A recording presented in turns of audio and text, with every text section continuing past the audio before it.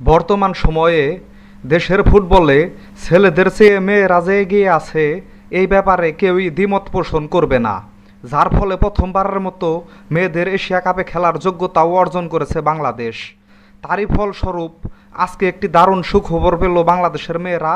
FIFA র্যাঙ্কিংয়ে সর্বোচ্চ 24 ধাপ এগিয়ে 128 নম্বর থেকে বর্তমানে 104 নম্বরে অবস্থান করছে বাংলাদেশ।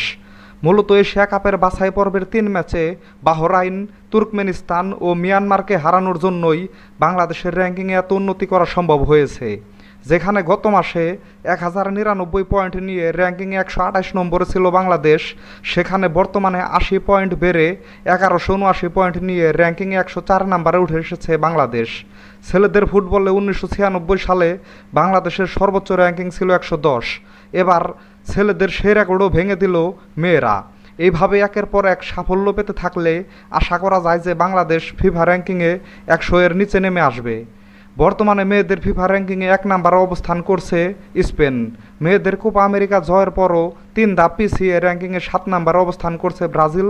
অপরদিকে আর্জেন্টিনা অবস্থান করছে 30 নম্বরে। তো বন্ধুরা, বাংলাদেশের মেয়েদের এই সাফল্যে আপনারা খুশি কিনা তা এখনই কমেন্ট করে জানান। সাথে ক্রিকেট ও ফুটবলের নতুন নতুন আপডেট পেতে এখনই আমার চ্যানেলটিকে সাবস্ক্রাইব করে দিন। সকলকেই ধন্যবাদ।